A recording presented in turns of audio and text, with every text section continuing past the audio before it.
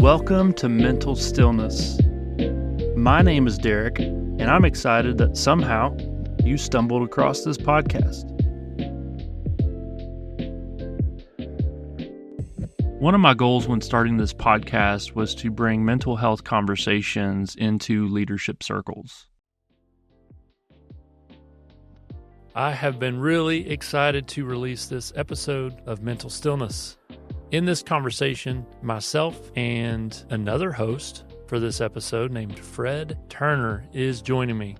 Fred heads up our training at Abridge Leadership, and he's also just an incredible friend of mine.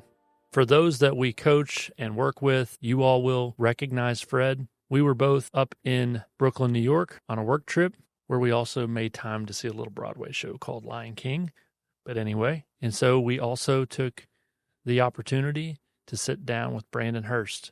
I've been wanting to have him on the podcast for some time, and it finally worked out where the stars aligned, where we could record in person. Let me tell you a little bit about Brandon J. Hurst. He's an entrepreneur, an investor, an author, and a business strategist. From opening Baltimore's first downtown Chick-fil-A at just 26 years old to operating two of Brooklyn's most successful locations, both have been recognized for their exceptional growth and community impact. Brandon has mastered the art of scaling businesses while also building high-performing teams and strong community ties. As founder of Birth of Dream Ventures, he continues to invest in the next generation of leaders, focusing on education, youth development, and financial empowerment.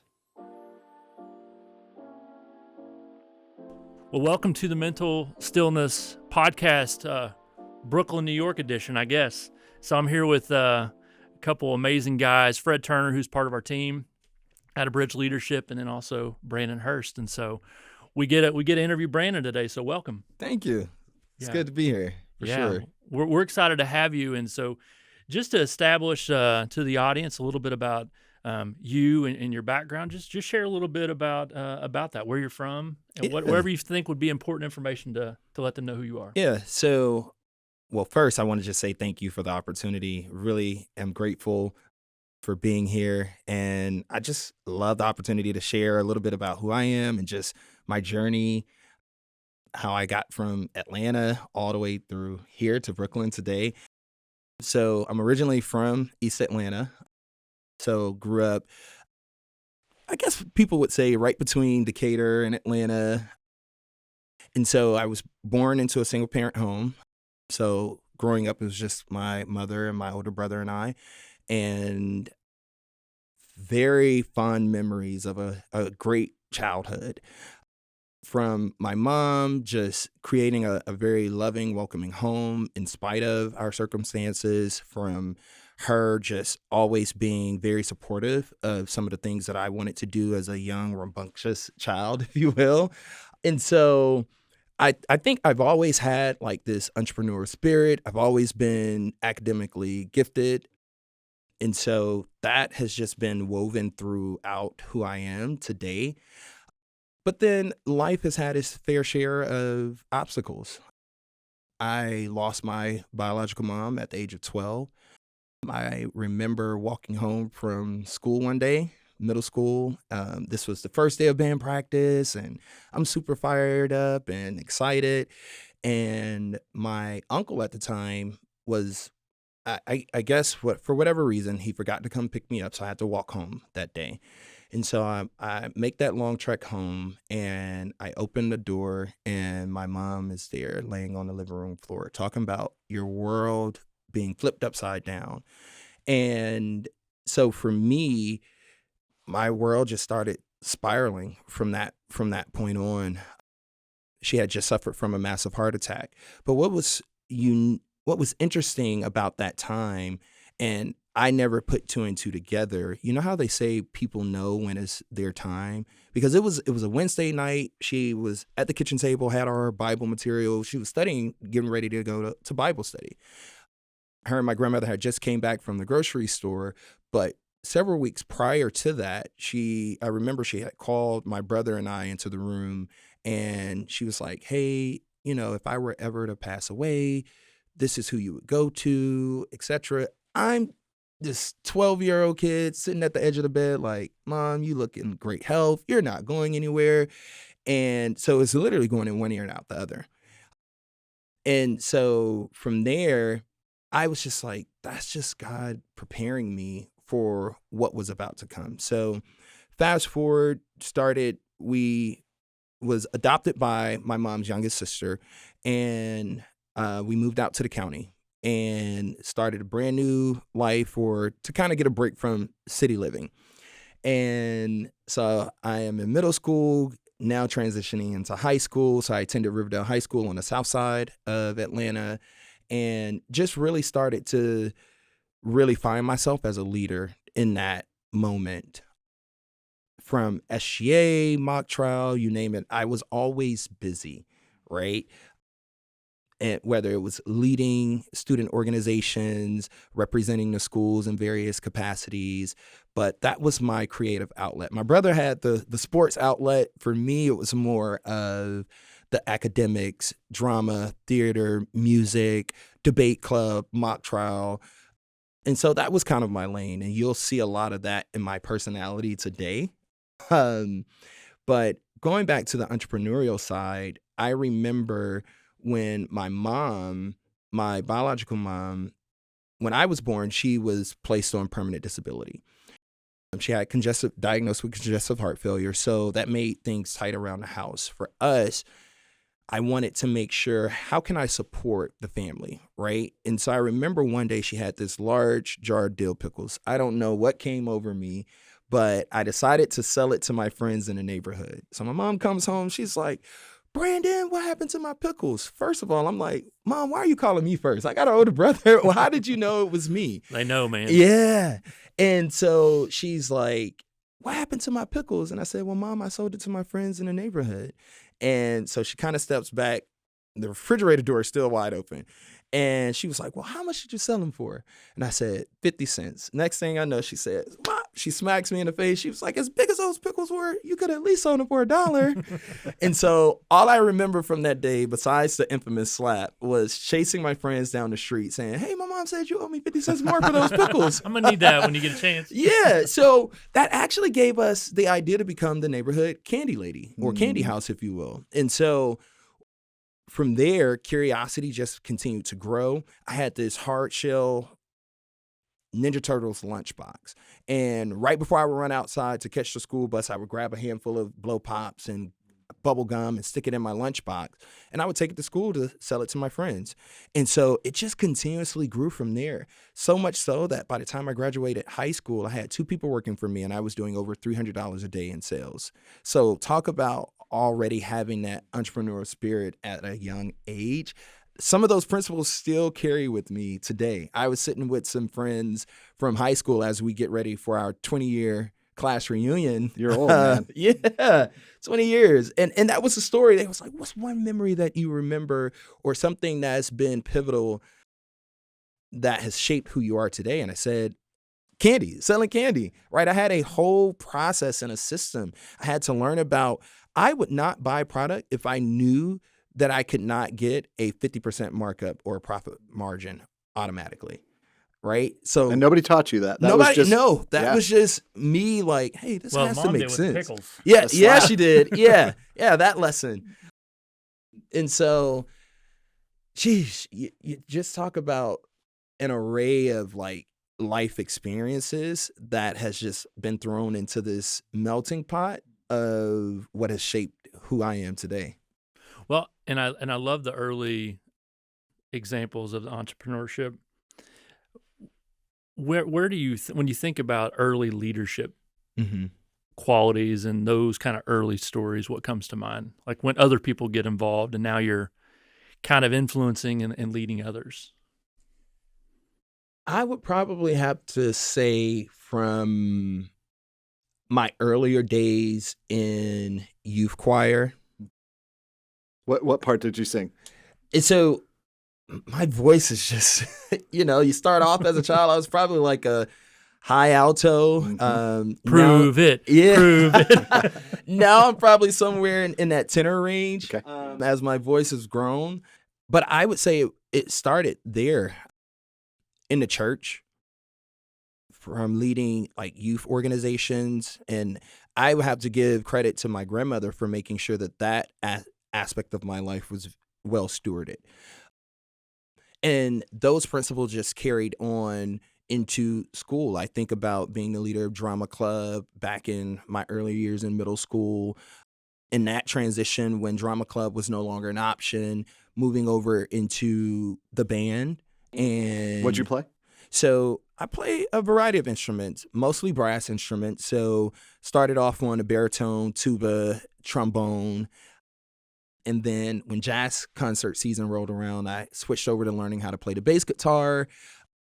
And right now, I'm teaching myself quasi how to play the piano.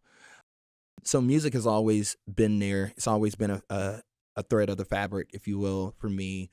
But I would probably say it was those younger formative years. And I'm not necessarily sure if it was just the environment, if it was birthed out of survival mode. You know, I think about losing my mom at an early age, or really recognizing the opportunity to step up.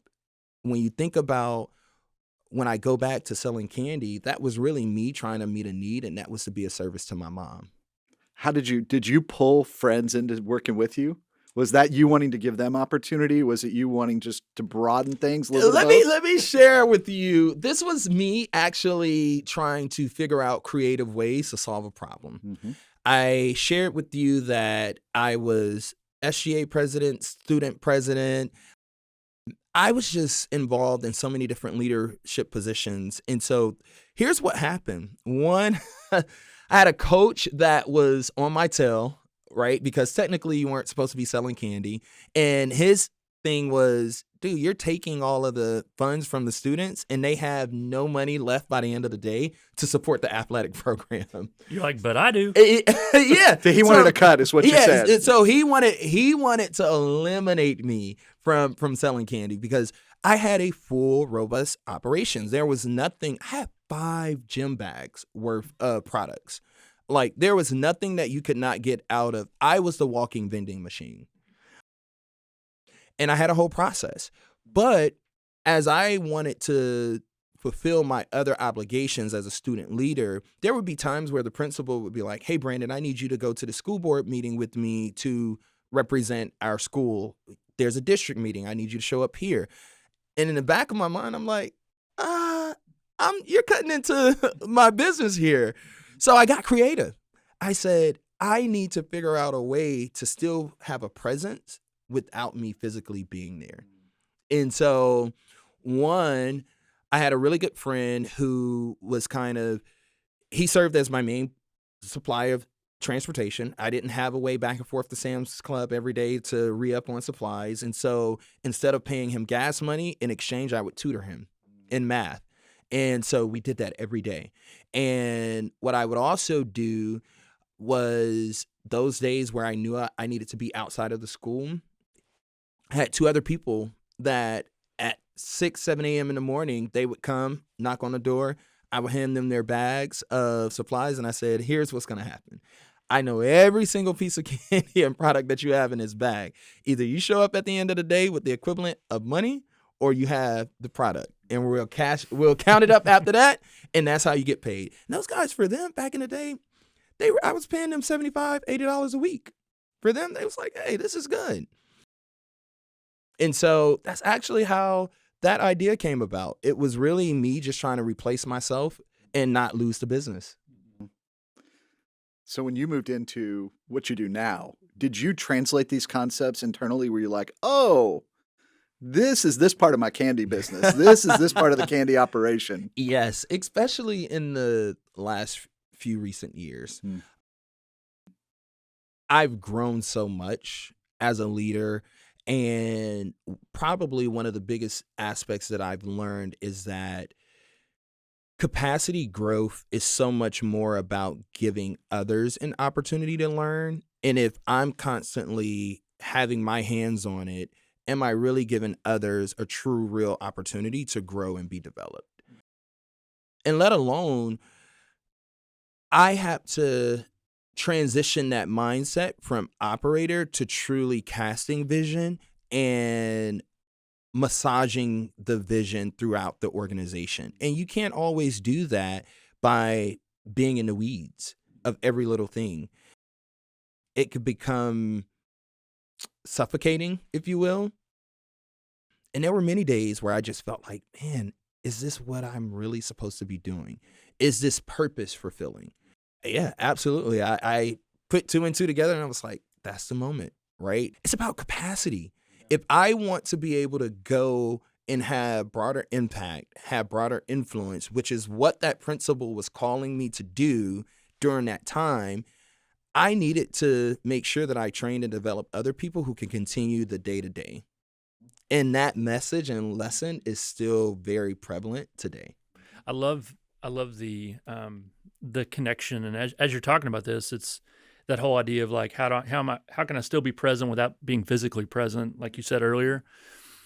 Susan, yesterday at your Flatbush location, yesterday we got to talk to several leaders and in both restaurants, and one of the things that feels like it connects to this is what I appreciate about Brandon is that he sets the expectation, but follows it up with empowerment. And you have to be able to do that if you're truly going to be able to step away. Yes.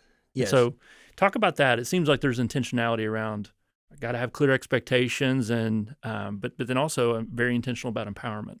Yeah, I think when you think about empowering others, that is where they realize what they can do, right? We talk about this potential, but now what does it look like for someone to come into your organization and truly realize and harness the potential that everyone in their life has been telling them that they have? And that's where empowerment comes in. I am going to give you real ownership, real responsibility, but that is heavy with that. And so in order for me to maintain that level of empowerment is I want to make sure that I come around, support you in that. So when I say I don't necessarily have a physical presence, they know that I'm there. I make sure that expectations are clear. They know how to reach me. They know how to get FaceTime with me. You're accessible. And I'm accessible. But I don't want to be too accessible to where I become a mechanism of coddling for them. You're their answer. I'll just go ask Brandon. Yes. Yeah. And that is, a mentor once painted this picture of like, I'm pretty sure we've all heard it. Give a man a fish and he'll be hungry tomorrow, but teach him how to fish and he'll be able to feed himself for the rest of his life. Yeah. And I carry that with me as I think about developing my leaders is I'm not going to give you the answer. And I sit down because I'm still very much involved in the selection of my leaders. That's one piece of the responsibility of the business that I just won't turn over. And because you are the right-hand extension of who I am in the business and in the organization. And so when I hand off something, I need to make sure that you're ready, number one, and number two, you're going to be a good steward of the responsibility that I'm giving to you. And so I'm grateful that, Susan was able to share that because that's, if anything, affirmation for me around like what we've been doing and my intentionality is there. And it has a real impact. We heard that from multiple people. Brandon had one of your kitchen leaders say, like, Brandon lets me build my own systems.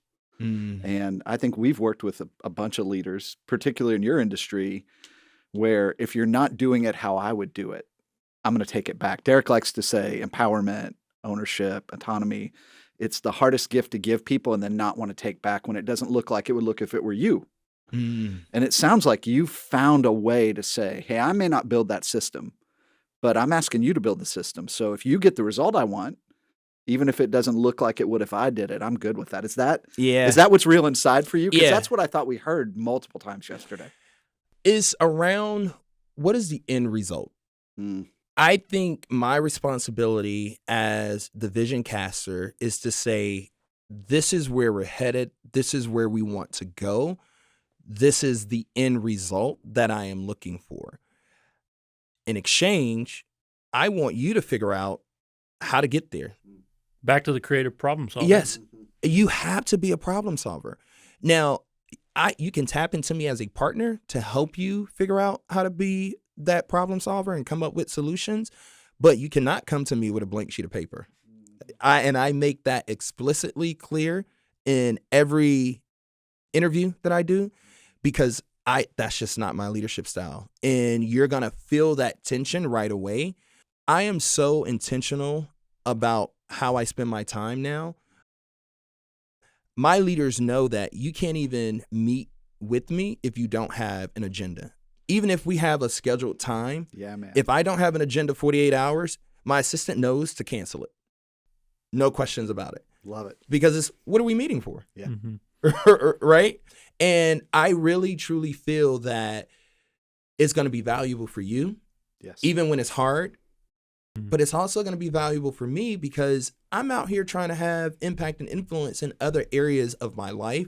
How to show up as a better son, how to show up as a better family member, friend, how to show up as a better community advocate. So I want to have time and capacity to be able to give in those different buckets of my life. And so I also need you to be able to hold your end of the bargain. We haven't acknowledged what your role is and what you do. That's true. So share a little bit just about what that is. And then part 2 to that will be, I would love to know, because initially you were wanting to study law, Mm-hmm. specifically in New York. Yes. And so I would love to share a little bit about what you're up to now, what you've been doing for the past X number of years, but then also why Chick-fil-A. Okay. Yeah, sure thing. Man, I can't believe I forgot, right? Talk about we titles. jumped into- we no, did. you're good. It's not you. Well, so I am a Chick-fil-A operator by day and many other hats that I wear by night. And so I own 2 Chick-fil-A restaurants here in Brooklyn, and I employ about 175 team members from across the borough. I'm also a philanthropic giver. I'm also a motivational speaker. I just completed my first book manuscript, so soon to be published author. Thank you. And I'm also the founder of Birth of Dream Ventures, which is my organization in which I get an opportunity to invest in other startup owners and founders to help them launch their dreams, hence the name Birth of a Dream Ventures. And so originally, how I got to Chick-fil-A, crazy story. So I told you guys that I'm from Atlanta, but I knew nothing about the brand. And that says a lot. One, it shows how much more capacity that Chick-fil-A has to continue to grow across the U.S. and even internationally now. But where I grew up, Chick-fil-A was a treat. And to be quite honest, it was just always too expensive for my family. Going to the local McDonald's was the big moment in our house. And so when I graduated, or when I got to Alabama State University, which is a historically Black college and university in Montgomery, that's where I was introduced to the Chick-fil-A brand. I had already worked in the QSR space, but that was because I was a broke college student. I was working part-time to survive.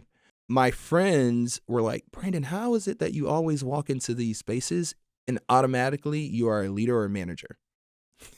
Seriously. And so I had a good friend of mine one day say, man, Brandon, Chick-fil-A across the street is looking for a marketing director role. I think you would be a better fit for it than me.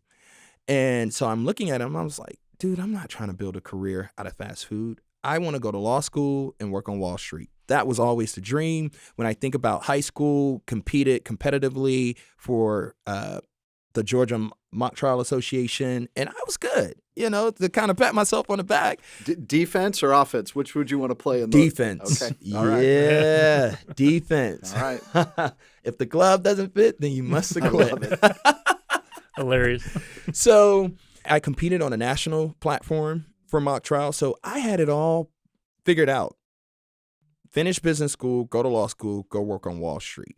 And so people say, well, you just talked about wanting to be a defense attorney. But for me, that was to be able to help fix a broken social justice system. But to work on Wall Street was me marrying my love for entrepreneurship and numbers. So that's why I had that path planned out for myself. But back to the Chick-fil-A story, this friend just kept applying peer pressure until one day I finally gave in and I said, you know what? Okay, I'm going to go and apply. What was unique about that was I go through a series of interviews, 5 interviews, and the operator... It's a process. Yeah. The operator at the time did not believe my resume. He thought I was fabricating it, a bunch of BS, because what he was saying was, there's no way you're this young and you've accomplished so much. So much so that he called my college band director, and they were the one who said, Brandon's the real deal. And if you don't hire him, you'll be missing out. Yeah. And so that was actually the thing that opened the door for me. But I was also intrigued at how challenging the process was. If you haven't learned by now, I'm a person that likes to take on many challenges. I started working at Chick-fil-A, and this was right around in 2008. And we had just started rolling out with this new recipe for service. And I remember I had an opportunity to go down to Birmingham, Alabama, and meet Dan Cathy for the first time.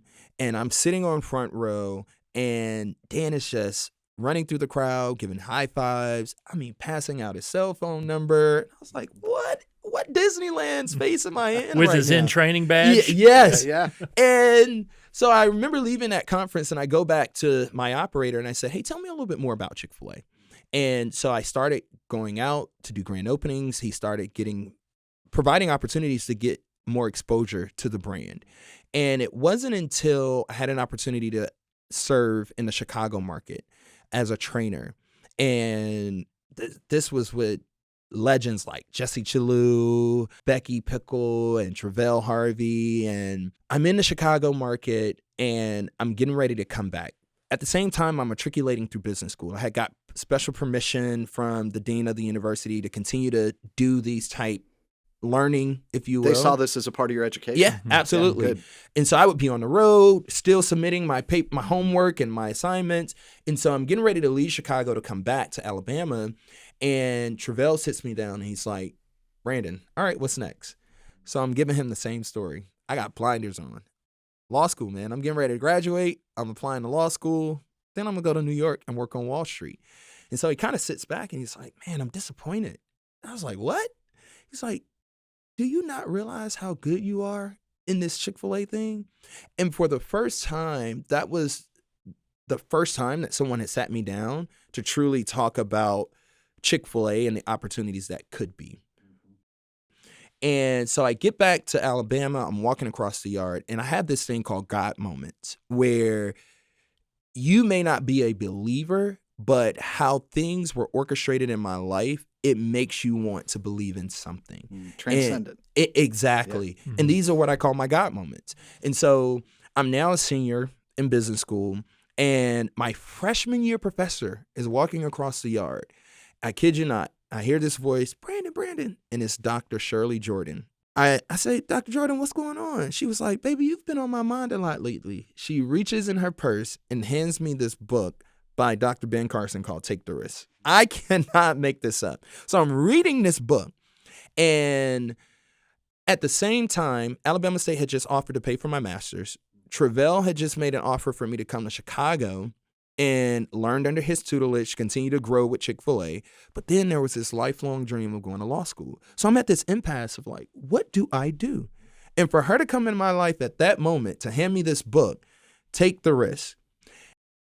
As I'm reading the book, the essence of it says, oftentimes when we're assessing risk, we think about what's the worst that can happen versus what's the best that can happen. Mm-hmm. And so I'm like, God, is this you saying, go to Chicago, right?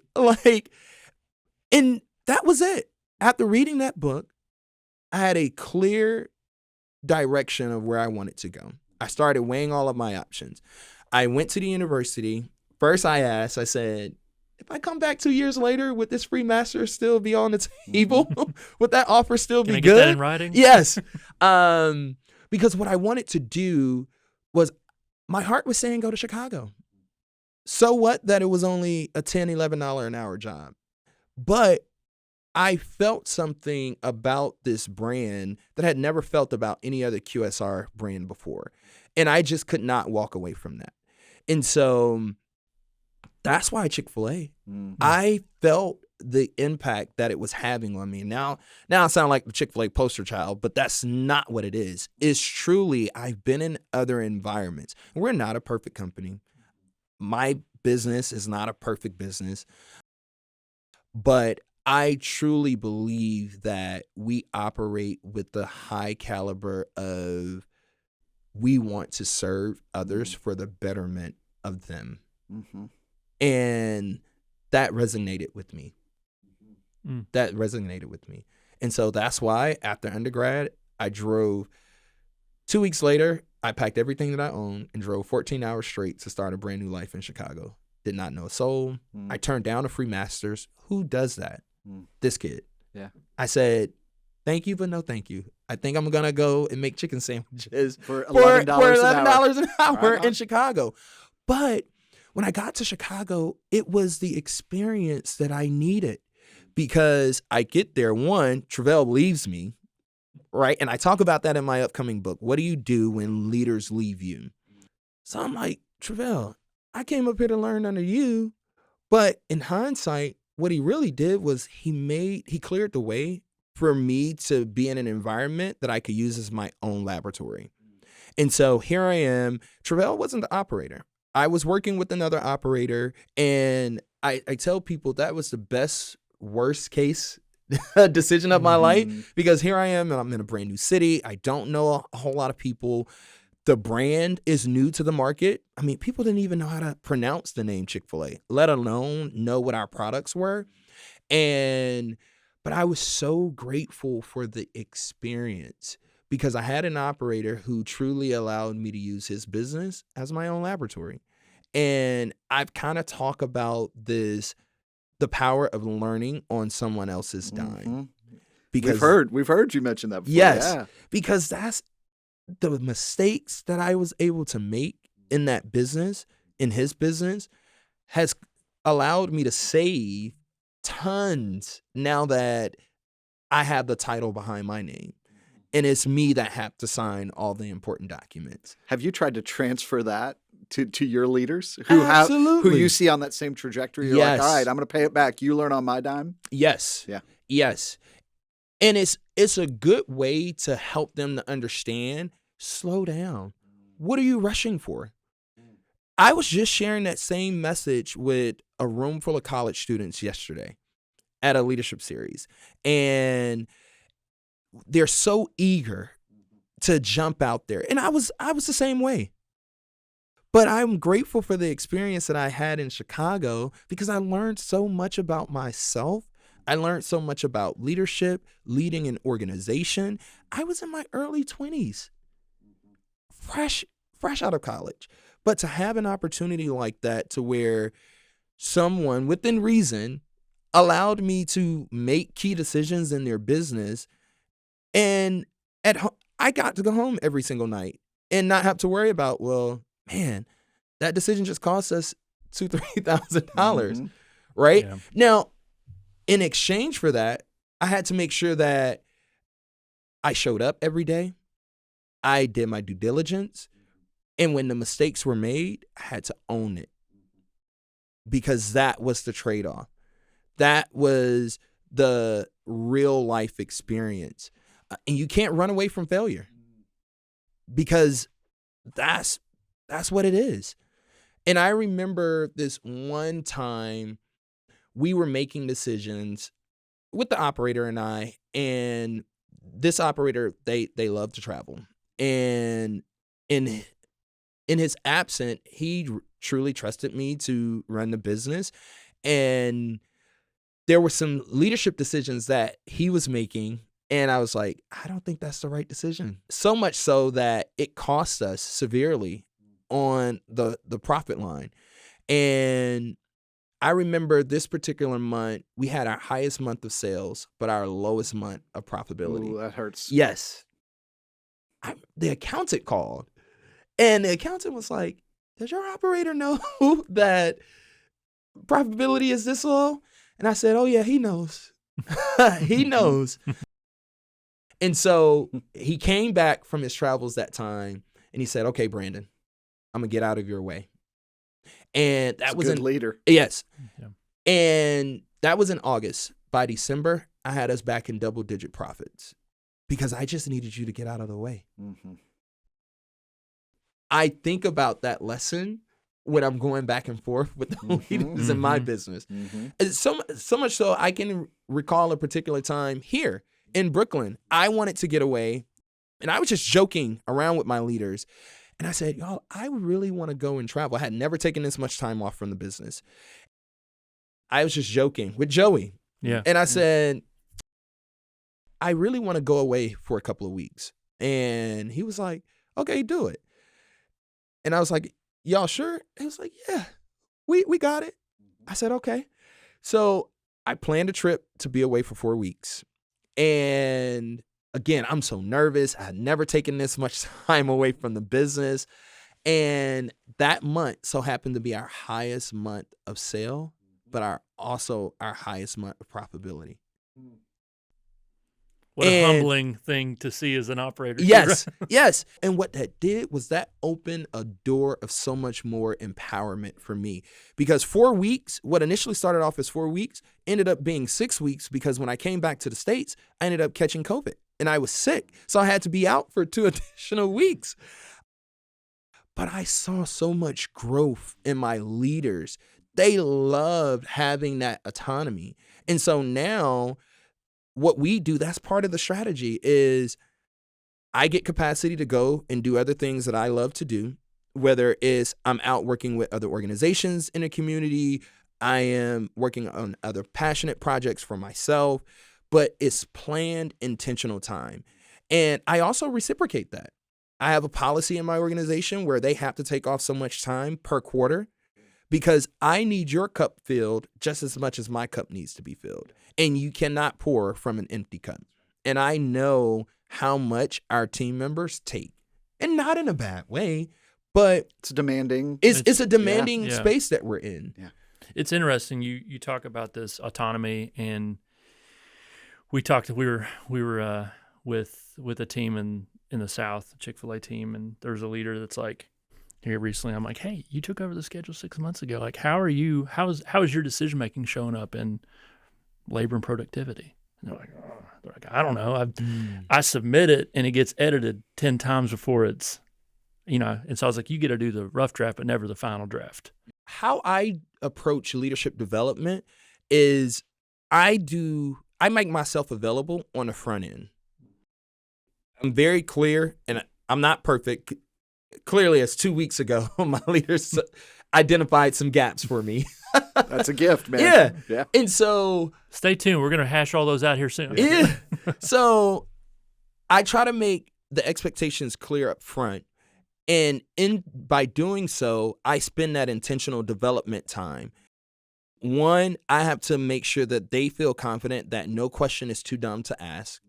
And if I make myself available to spend time coaching, training, and developing you, when we get ready to close this chapter, don't walk away saying that you understand and you really don't understand, because that is when I would get upset or I would be frustrated because we don't want to waste each other's time.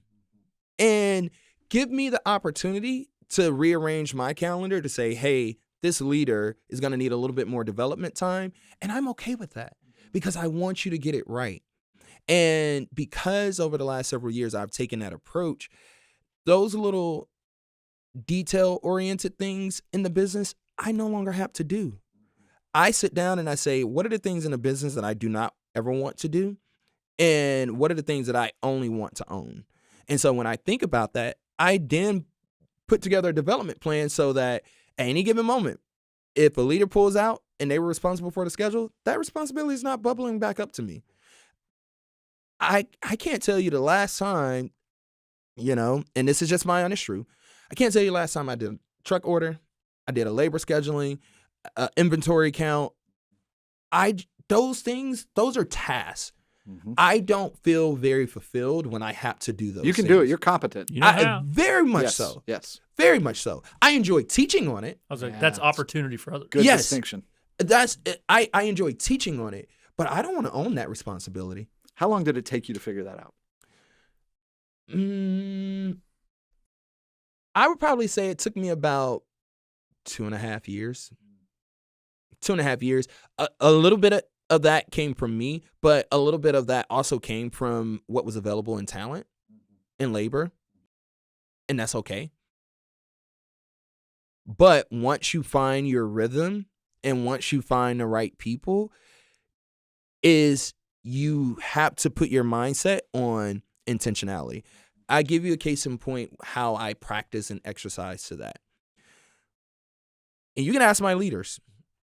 When a problem happens, the very first question that I ask is not who, because I don't care who did it.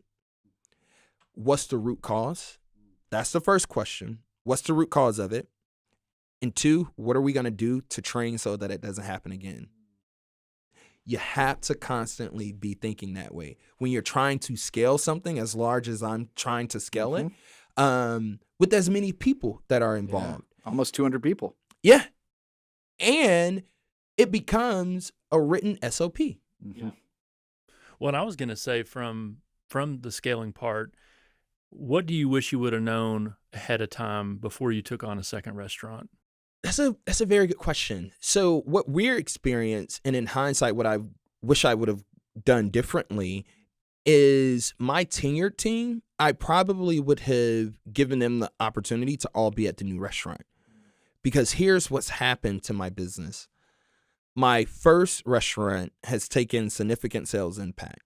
And that team was used to doing high dollar days. And now we're doing half of that. And trying to shift their mindset and change old behavior, it probably just would have been easier to put them in the second restaurant that is doing comparable, not necessarily in sales, but in volume, speed, and pace. But new challenges for them to figure out, and then hire a completely different new team for the older restaurant. Yeah. Because that way I'm cycling out the old behaviors that weren't bad. It's just they've been accustomed to doing it one way for 4 or 5 years. Unlearning is very challenging. It's hard, man. It's hard to do. It's hard to do. So that's probably what I would have done. And another question that I get asked about multi-unit is, how do you balance spending your time in the restaurants? And my answer, and this is my opinion, is I don't try to balance the time. I trust the leaders that I have, and I try to identify what restaurant needs my time the most. And in this season, ironically, it's not my new restaurant. It's my old restaurant. And so that's where I'm spending the time. And I don't try to psych myself out of it like, oh man, I'm not spending enough time at the new restaurant. How I talk to myself is, you got a really solid leadership team at the newer restaurant. Trust them to continue to deliver on the excellence that they're doing. And the results are there. I mean, guardian of the brand, OSAT scores that we've never seen. It's just, the results are there. Yeah. They speak for themselves. I'm also learning how to give myself grace. It's good. Balance. This whole thing of balance is overrated. It is not what you think it is. Yeah. No. There are different seasons in your life that are going to require a lot more that you may feel that is unbalanced. And that's okay. That's okay. So you're on a podcast called Mental Stillness, and you just made what I think is a pretty profound statement. You said, the way I talk to myself about this is, and I think you're acknowledging that every thought I have in my head isn't necessarily the truth. And I've got to kind of shape my mental soundtrack. We talked about music before we hit record. If you were a DJ, what's the radio station look like? It sounds like you're filtering, like, what thoughts am I allowing? What thoughts am I directing? Because that's going to affect my behavior. Yes. So several resources, because I haven't always been that way, but several resources that have helped me get to that point. One, I started therapy, right? And you don't start therapy because you're crazy. Thank you. You start therapy because you're just so intrigued with understanding different layers of yourself. That's such a word as I say that, because that's what it is. And I try to tell my team members, like, you don't need to go to therapy because you think you're crazy. No. I mean, and we're humans, so there's a little bit of craziness in all of us. It's self-awareness. Yes, it's definitely self-awareness. Definitely a piece of it. I'm an avid reader. And no, I don't preach reading to everyone, but I do try to instill in everyone that comes under my leadership is, how are you committing to being a learner for life? How do you consume knowledge? Some people can listen to podcasts. Some people can watch YouTube videos. I enjoy reading and taking notes because that's just how my brain processes. I need the hard physical copy, but I also understand that I got ADHD, so my brain wanders. So I need something that's going to keep me concentrated right there in my face. Another resource or another book that I was reading that helped bring a little bit more clarity was Set Boundaries, Find Peace by Nidra Tawwab. And what's so ironic, we actually had her as a lab speaker at one of our necks. And this was after I had read her book. So I was fanning out when I saw that she was at this particular event. But that book was so transformational in my life and in my journey, because as a servant leader, and we push that amongst the operator community. But what I've learned is we also tend to say yes to every single thing. And you can't do that. That's not actually serving people well, is it? That's not. Yeah. Right? Some would feel guilty. I know that I was feeling guilty when I would say no. In hindsight, what you learn is that saying no actually creates mental space and clarity for you. Yeah. And do you want to be busy or do you want to be productive? Yeah. Effective. Yeah. Heard a long time ago, if you never say no, your yes means nothing. There's a lot to that. I mean, you're like, wow, I think I'm helping, or I'm people pleasing, and I'm doing something good by just taking on. But if I don't have a track record of saying no to things, how valuable is my time and how well am I showing up? Yeah. I want to speak into the inner talk piece, because I think it is the perception, and we talk to a lot of leaders in different industries, and this idea on the outside looking in, high capacity leaders, the assumption is they figured the thing out. They've got their stuff together, their life's in order, it's easy for them. Their internal world is easy. And the reality is, and as a therapist, I love that, first of all, that you said what you said about seeking therapy. But I want to say this to leaders as well. Like there's a reality where a lot of my time is absolutely processing traumatic experiences and working through big events with people. It's as much about skill building and how do I process what I'm hearing and how do I see it accurately and not give it more credibility to something that doesn't deserve credibility. And those things can really take root and really cause a lot of internal disruption for people. So just to kind of promote the mental health aspect of, like, sometimes we just need to learn some skills as to the types of things we need to internally be listened to and not to be able to disregard, because everything going on in there, 80% of it does not have any kind of anchor in reality. And so we've got to have the skill to be able to see that for what it is. Yeah, for sure. It's good. I heard somebody say recently, your brain is a storyteller, not a truth teller. Right? So you got to decide what story you're telling. Right? And you're saying the story I'm telling is space away makes me more effective, makes me a better servant, makes me a better leader. Yeah. And you can't just say, I want to create space.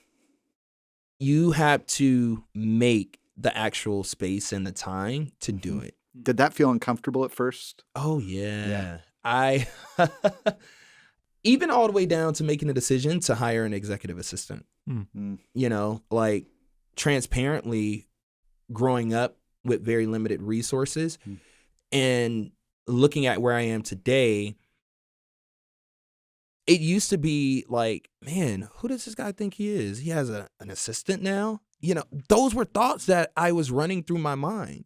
And I'll never forget, I had the pleasure to serve on Tim Tostopoulos' President's Council before he left Chick-fil-A. And that was a 3-year commitment. So grateful, so honored to have served in that capacity. And I remember talking to him about where I was and making the decision to bring on an executive assistant. And if you know Tim, his executive assistant, Polly, for years served him well, extremely amazing. And so I was actually talking to them both at the time that I was contemplating on bringing on an assistant. And so I had so many questions, but the very first question I said, well, how do you know when you need one? And Tim's response was, he started asking me this question in the Tim fashion. And what we ultimately ended up with was, at your level, at your capacity, I'm surprised that you haven't already gotten one. It's like, who's protecting your time? That was a question. When he asked that, I sat back and I said, no one. No one. And so I left that conversation and embarked upon a journey of hiring an executive assistant. And now I've had one for the last 3 years, and it has done wonders for me. Give us a couple key benefits, because I'm sure we have leaders listening who are like, ooh, that feels like this parallel journey for me. Yeah. So my EA, she's amazing. She helps with not only just the professional side of things, but she keeps my personal life organized, and she places barriers. So she serves almost as like an accountability partner for my time. So for example, Wednesdays, for years, I've had this practice of, I need to select one day that is just for me. One day that is just for me. Don't fill my calendar up with work-related things, but truly creating that space. And that's where the point that I was making originally was, you got to make the time. And now she serves as my accountability partner in that. Even when I get very ambitious and she's like, okay, all right, Brandon, we coming up against that Wednesday. But you also need someone who says, irregardless of what you say, I'm going to do it differently. And she serves as that. Now that's taken a lot of trust. That's taken a lot of trust building between her and I, but I'm so grateful, because in the moment and in hindsight looking back, it's like I needed someone to push back, to say, are you making sure that your cup is still being filled? Mm-hmm. And we live in this space because, again, we are servant leaders and we want to say yes to everything and everyone. We lose ourselves or can lose ourselves in that. But I shared earlier how she serves as kind of like the gatekeeper for my leaders, right? She's being super intentional about my time and how I share that with other entities or people externally outside of my organization who wants time.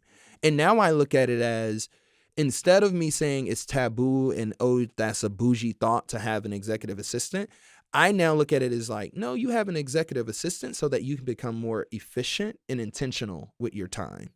Someone to help you say no to things. Yes.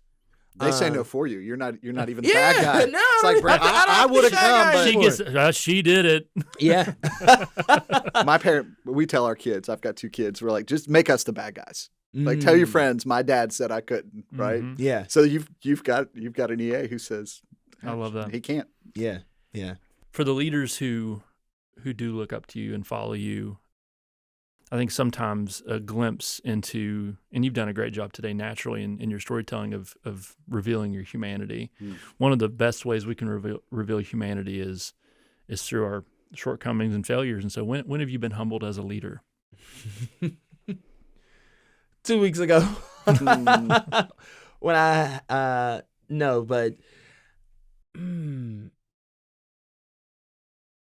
I think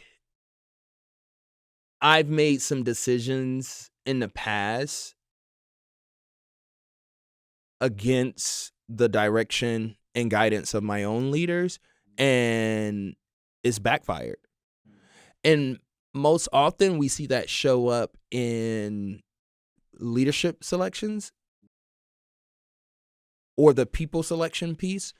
And that lets me know two things. One, when you're giving autonomy and you're empowering others to have real ownership, you also have to check to make sure that you're okay with that level of ownership and autonomy, and that you're giving this decision authority away, so you can't be mad with the outcome.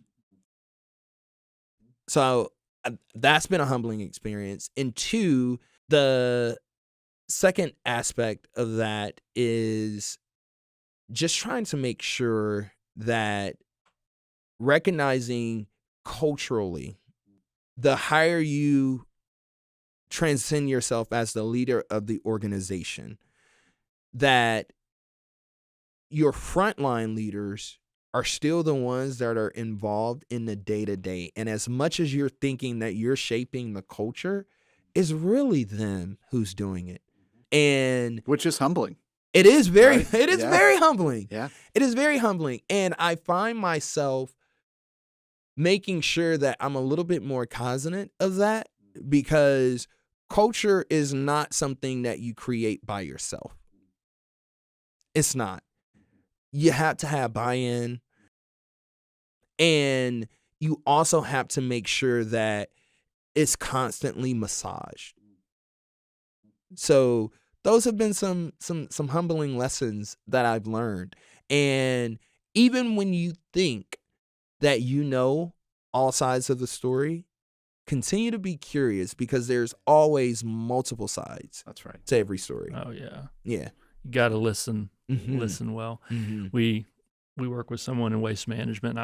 We said this a couple weeks ago in Virginia. We were talking to some operators, and it was, listen to your people. They'll tell you everything you need to know. Yeah. And what a posture to have, because there's data that's going to help you in your decision making of when to kind of lean in or step away from. The data's there, but listening's how you kind of pull that out, given the space for that.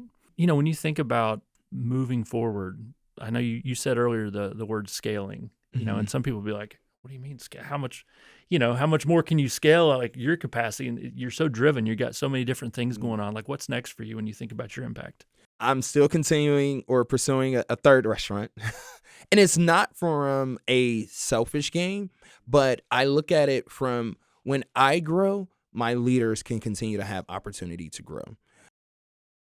And I just think about, it makes sense in our current ecosystem, from like economies of scale. Even there's an economy of scales piece in the cultural nuances of an organization. And so I think I want to continue to pursue that. I've contemplated law school still. I was going to ask if that dream was dead. Yes, it's not dead. And I'm grateful that I'm in a city that has 2 universities that offer part-time law school programs. And I am spending time in this season starting to think about what is next. Not because there's necessarily anything wrong with what I'm currently doing. I love Chick-fil-A, and I'm going to be around for a long time. But I think how I define success is be ready for the opportunities when they present themselves. Don't start getting ready for the opportunities once they present themselves. And so you can also just say it in a simpler way, is he who has choices and options have a better chance at success. And that's what I'm doing. I am building this capacity to give myself choices. And so whatever that looks like, whatever God has planned for me in the next season, I want to, 1, be obedient and listen for that. But 2, I want to make sure that I'm not just sitting idly down. I'm like working, and I'm being active towards that. So speaking engagements, being able to work with, we already do it. If I'm out and I'm at a college recruiting session and I'm sharing my story, who's to say that someone else can't be impacted by that same story? A broader audience can't be impacted by that. And I'm mindful, because I always tell people who are very ambitious, and this is great wisdom from a really good mentor, keep the main thing the main thing. And I'm very intentional about that, which is why I don't do, one-on-one coaching and leadership, because that time goes to my leaders. Mm-hmm. Yeah. I have to keep the main thing the main thing. And so I'm very self-aware about that. Every year since COVID, I picked up a new theme. And at the beginning of the year, I pick a theme that I want to focus on. And I remember one year, the theme was create capacity to do more. And so I'm full of myself. And I'm like, yeah, I could do this. Yeah, I could do that. I got an EA, da-da-da-da-da. And I remember the second year, I said, you know what, Amber? This year's theme is going to be create capacity to do less. Growth, man. Yeah. Because it's a push and pull. It is. It is. And I haven't quite decided on what the 2026 theme is going to be, but my theme for 2025 was stand in it. Mm. So what did that mean to you? Whatever God was planning for me and whatever this pull that I've been having, stand in it, do it. So, and because of that mantra, I've been able to complete the manuscript of my book. I've been able to stretch beyond myself, and I'm not a social media guy. I'm passionate about speaking with others and sharing my story with others. But the thought of trying to capture it on content and do this, that's new realm for me. That's new territory, because it feels more like work than I believe God has given me a story and a testimony to just genuinely share. But I'm also realizing it's like, okay, this is going to be a stretch for you. So capture content, because you don't know who else it could be a blessing and a influence on. So that's what I mean by just stand in it. And the challenge is stand in it. When the going gets tough, don't try to run. Don't try to hide. Stand in it. Address deflect. it. Yep. Yeah. Just be in it. Stand in it. So and this year has been a stretch and challenging year for me. The Lord's given you some opportunities to stand in it, it sounds like. Yes. Are there shirts? Do you make a shirt for every year? Or? No, but there's got to be some merch opportunities there, man. No, thank you for that idea, though. But that's what it's been for me. I'll give you another good moment, or God moment, if you will, where setting those yearly themes came into fruition. So 2020, I set the theme of rediscovering who Brandon is. So that was the year at the top. I started therapy, and I'm matriculating throughout the year. In the last 2 weeks, a God moment happens. I end up being introduced to my biological father. So, Crazy story. I had just came back from a trip in Costa Rica, and I'm in the shower, and my phone is going off. It's like ding, ding, ding. And I'm like, who is this? What's happening? And I find out that it's this crazy girl who I later finds out is my younger sister. She's in my inbox, and she's like, hey, I think you're my brother. And I'm like, get out of here, And so then she starts to follow up with personal information that I'm like, this is not public knowledge. This is some crazy, eerie things. And so I couldn't validate this information right away, because everyone on my mom's side who would have been able to validate or invalidate what she was saying, they're no longer living. My grandmother, both my grandparents, my biological mom, and my oldest aunt, which was my mom's sister, they're no longer here living to validate, hey, yes, there's some validity to this story.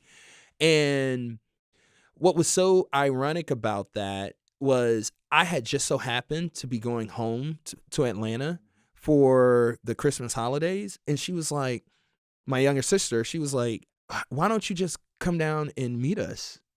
And I was like, okay. And when she showed me the picture of my dad, out of 5 kids, I am his exact twin. Wow. Out of all of his kids. I mean, I'm 6'2.5". My dad's 6'7". Same nose, same smile. And it was just so eerie. But the God moment of that was, I truly feel like God waited for me to sit down and, one, do the work, but also be prepared to do the work in order for him to introduce that aspect of my life. Because I was not looking. I had no desire to find my biological dad or have any type of relationship and connection with him. But out of all of that, because unfortunately my biological dad ended up passing away in March of 2022. So in all of that, God knew that he allowed me to be filled with a void that I didn't even know was there. Mm-hmm. I had so much love that my other siblings all knew each other. I was the only missing link. But they always knew, because my dad would always say, hey, you guys have another brother out there. His name is Brandon. And what's so unique about their story, and when I say their, my father and my mother, it was all just birthed out of a huge miscommunication and understanding. This whole entire time that I was growing up in Atlanta, they were only 10 minutes apart. Oh, my goodness. Another God moment. This is going to blow your mind, because it's several of them. You sold pickles to him. No. So the sister that found me, guess where she grew up? Here in Brooklyn. Wow. Okay. The same year, the same month that I was moving to Brooklyn, she moved down to Atlanta. So we just did this. Balance, man. Wow. Yeah. We just did this. We just swapped. There's this soul food restaurant in Atlanta called Annie Laura's that's still there, South Side. I used to go to this restaurant while I was in high school. Did not know that my grandparents on my dad's side own it. I can't make this stuff up. So you come from a restaurateur family, right? Yeah. Did not even know it. Yeah. Wow. And so I say all of that to say there is power in setting clarity at the beginning of the year and really being intentional about working through it, because you never know what could be revealed and what you would be able to accomplish in the 365 days that are given to you. Man, I also hear the theme from you several times today of patience. Because often when we think entrepreneurs and we think driven and all the energy you have, man, we think like you're going to make it happen. You've got a script, you've got a plan. And yet multiple times today, you had a direction, but then you get this book. You get an invitation to Chicago. You work for a year on your internal world. And then it's time to meet your family members, right? So I hear that both a lot of direction, intentionality, but also that space for, but I don't know everything that should happen. I'm open to being directed. Open, yes. I've got it. There's a process to get ready for things to reveal themselves, maybe. Yeah. Goes back. We're very touristy. We went and did Lion King the other day. Be prepared. It's like That's right. The preparation part. I love that. Well, I think too, to close this out, and the reason I wanted to kind of end this way, Brandon, is one, like, as we talk to leaders, I know, communication and organization is the lifeblood, right? I mean, it has to constantly be happening, but top level leaders don't always know where some of their teams' heads are at, or kind of some of the impact, I think. And so as we went to both locations yesterday, we just heard from a few of your people on your team, and I just want you to hear this as their leader. Okay. Janiah, I relate to him because of his story, and we came from similar places. Aaron, Brandon pushes me to see my potential and accomplish things I didn't think I could achieve. Now I approach my roles and try to push myself. Alicia, there is opportunity here for growth. The other Brandon, I admire his dedication. Susan, he sets expectations and also empowers us. I wanted you to hear that. Wow. That gives me, I'm emotional, because I truly believe, like, that's my purpose. People ask me all the time, like, why Chick-fil-A? Why not some other concept? I truly believe that what I've been given to have a good steward on that, and that is encompassing of people's lives. Yeah. And the impact and the influence that you have on them. And I say that with the level of emotion too, because I know how hard and driving I can be. Because I think we're all given a specific set of talents and gifts, and you just don't want to be sitting around squandering it. Yeah. And limited time. Yep. And limited time. Well said. Yeah. Well, I'm super grateful to have you on as a guest, Brandon, and just I think to the listeners, there's just a lot that they can pull from your story, and you being willing to share it. All of us have a story. It is taking opportunities in one-on-one conversations or bigger conversations to share that. And like you said earlier, you never know who's going to connect with it. So appreciate you opening it up and just sharing a bit of it. They need to get that book when it comes out. When's it coming out? Do you know? 2026. Okay. So stay tuned. All right. You guys can follow me on Instagram. I am Brandon J. Hurst, or you can connect with me through my website, brandonjhurst.com. Awesome. Well, thank you. Thank you, man. Awesome. Thank you all.